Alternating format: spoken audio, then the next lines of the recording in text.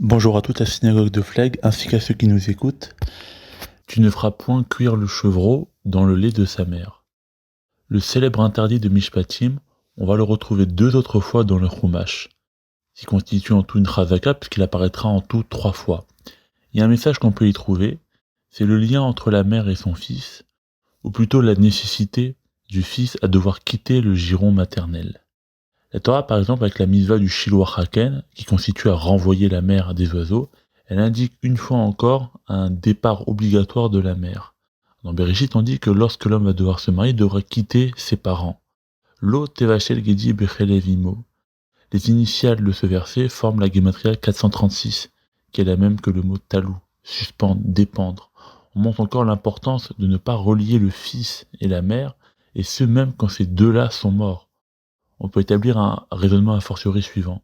Si l'on voulait apprendre l'importance de sortir du lien maternel, la notion de couper le cordon, on n'aurait pas de meilleure façon d'apprendre que dans la mort.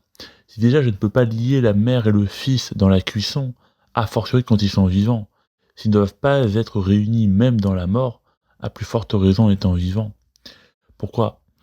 Il ne s'agit pas ici d'un départ uniquement géographique. Il y a des gens qui ont quitté leurs parents géographiquement, et jusqu'à la fin de leur vie, ils continuent à être dépendants de leur mère, à appeler leur mère et à tout faire en fonction de comment elle voit les choses. C'est savoir quitter mentalement. On peut voir quelques exemples dans le Tanakh. La Torah parle, à proprement parler dans le Chumash, du destin d'Avraham Avinu quand il quitte ses parents. Son destin commence après le départ de ses parents, tel que nous raconte le Chumash. Yitzhak Avinu, il a vu une âme féminine, en faisant la Hakeda, il récupère une âme masculine, et ça nécessite la mort de sa mère. Et c'est à ce moment-là que son véritable destin se met vraiment en marche. Pareil pour Yaakov Avinu. Son destin va commencer quand il quitte sa mère, Rivka. Moshe Rabbeinu, c'est encore plus extrême, puisque 3 mois à peine sa naissance, il sera séparé de sa maman Yocheved, il ne s'y rendra que pour boire du lait cachère. Et même sa mère adoptive Bitché, va la quitter plus ou moins rapidement. On voit que Yosef était le préféré de son père, et était le jalousé de ses frères, et Yosef a vécu majoritairement sans sa mère, il l'a presque pas connu.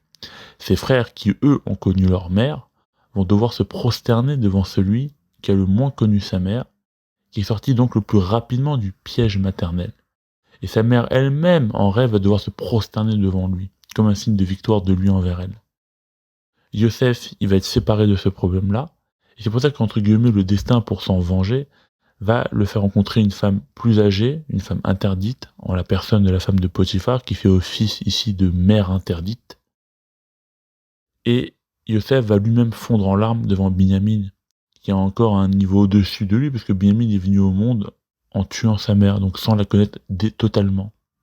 Et c'est pour Binyamin que tous les frères sont prêts à mourir plutôt que de ne pas le ramener vivant. Ils se sacrifient tous pour ramener celui qui a vécu sans le piège maternel.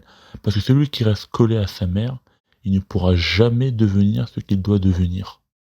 Je répète, celui qui reste collé à sa mère ne pourra jamais devenir ce qu'il doit devenir. L'accomplissement véritablement du soi, du jeu, ne passe que par un départ idéologique, psychique, mental de la mère. Le père, lui, restera toujours dans l'esprit du fils pour son plus grand bien. Mais si le fils reste collé à sa mère mentalement, il est mort.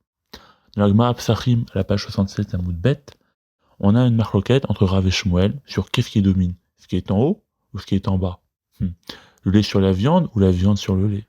Pour la première fois, on tranchera comme Shmuel que ce qui est en dessous, c'est-à-dire la viande, qui symbolise le fils, qui est en dessous de la mère, le lait, il a préséance. Le fils, il doit sortir de son origine maternelle et devenir son propre maître, son propre père. C'est intéressant de constater que le lait et la viande mélangés, qui font ici une allusion à la mère et au fils, il sera dans un sens figuré et propre, contenu dans l'épisode de la venue des anges chez Abraham et Sarah. Sarah, Imenou et Abraham Avinu vont servir aux anges de la viande avec du lait mélangé, et c'est à ce moment-là qu'on viendra leur annoncer à Sarah la naissance d'un fils. Le fils, le lait et la viande. Les allusions sont là. Fils qu'elle aura jamais du mal à laisser s'en aller, puisqu'il a fallu faire la Kedah dans son dos. C'est d'ailleurs lorsqu'Ishmaël va quitter sa mère qu'il aura la bracha, que son destin de puissance se met en place. Il est au départ étouffé, ou plutôt surveillé de très près par, entre guillemets, ses deux mères.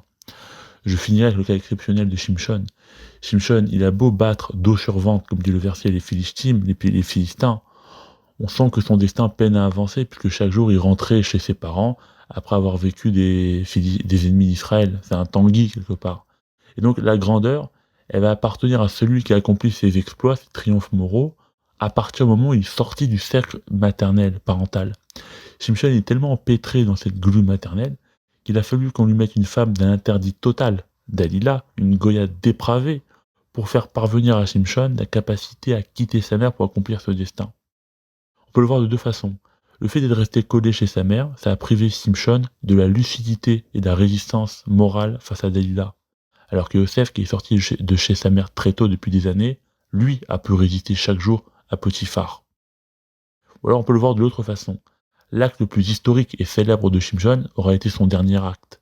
Il aura donc fallu pour cela qu'on lui envoie une femme interdite pour exercer l'attraction nécessaire suffisamment forte pour le sortir de chez sa mère et d'accomplir un exploit hors domicile maternel, et c'est là qu'il a retrouvé sa force. On comprend mieux pourquoi à présent l'interdiction de cuire ensemble le lait maternel avec le fils est si présente dans la Torah, pour qu'à jamais le fils sorte de l'influence et de la spirale maternelle pour accéder à sa propre histoire, son propre accomplissement, tout comme il faut renvoyer la mère et laisser les oiseaux seuls. Shabbat Shalom.